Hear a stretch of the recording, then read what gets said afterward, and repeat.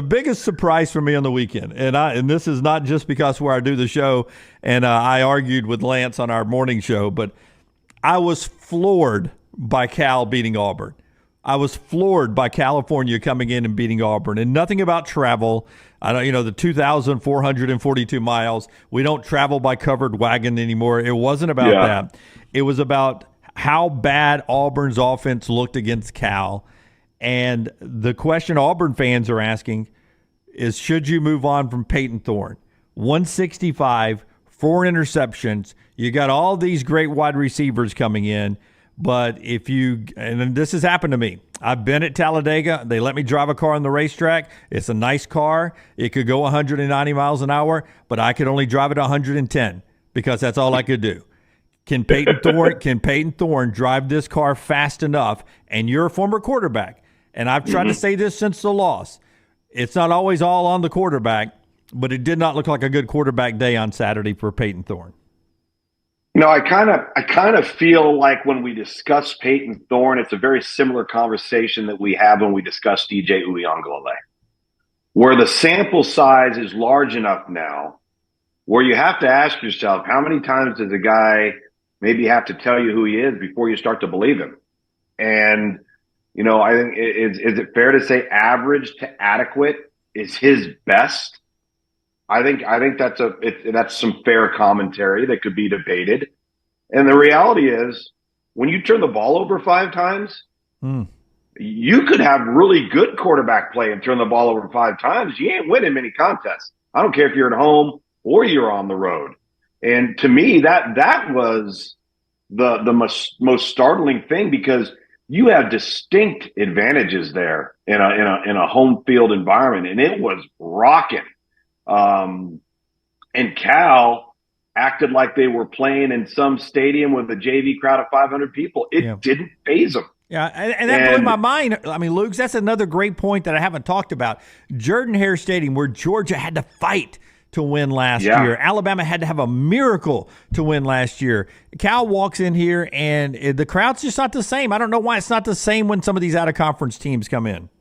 It's weird, and they acted unfazed, and maybe it's because Justin Wilcox has been able to prepare his team in a unique way with his time at Tennessee, or that they've played in Eugene and they've played, in Husky Stadium, which would be, comparable atmospheres. No, it's not. It's not, Luke. That's not comparable. Okay, it's not comparable. I'm trying to be diplomatic. The Auburn fans were not the same Saturday as they are when Alabama's there. And I don't understand why. That's true. I don't understand why. And is that a lack of respect for the opponent? Probably. Is that a lack of an appreciation for how hard it is to win each and every week? Yeah, probably. And going back to the question with Payton Thorne, is you have to ask yourself, if we're going to make a change at quarterback, what are our options, and do they make us better, the same, or worse? Right?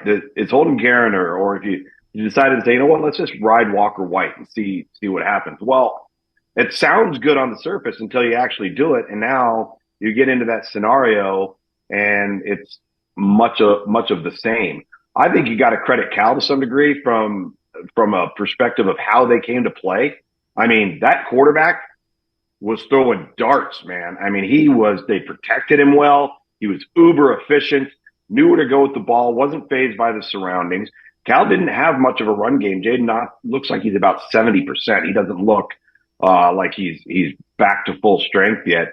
But defensively, that is a linebacker, defensive front led defense. And they were a pretty salty group last year, returned a lot of components. So there's some experience on that side of the ball that maybe surprised Auburn a little bit. Yeah, I'll tell you, it surprised me a little bit too, because I know they lost a few to the portal, including their former quarterback, who's at Auburn now in rooms with Payton Thorne. But your point on Francisco Mendoza, he was 20 of his first 22 passes.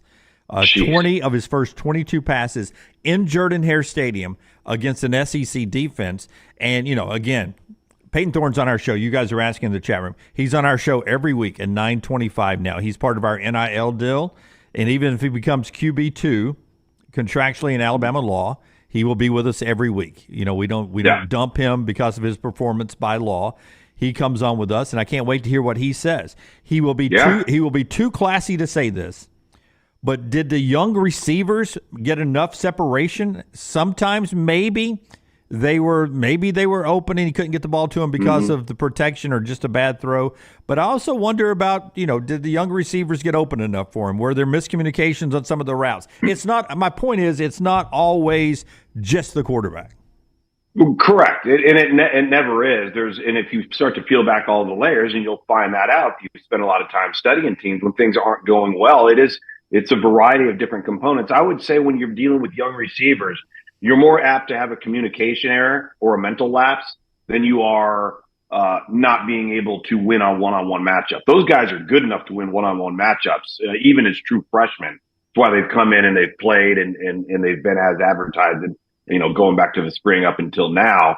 But yeah, you're going to have a miscommunication. You're going to have a situation where the quarterback thought you're going to do this and you did the opposite. And that's kind of part of the growing pains of the offense and trying to figure out, what you're going to be. But I think the other thing too is, as a coach, whether it's Hugh Freeze, whether it's, I had Dabo Sweeney and Garrett Riley this last weekend at Clemson, like you have to be willing. You don't have to publicly do it, but you have to be willing to acknowledge what the deficiencies are and then have to try to come up with a way to mask them.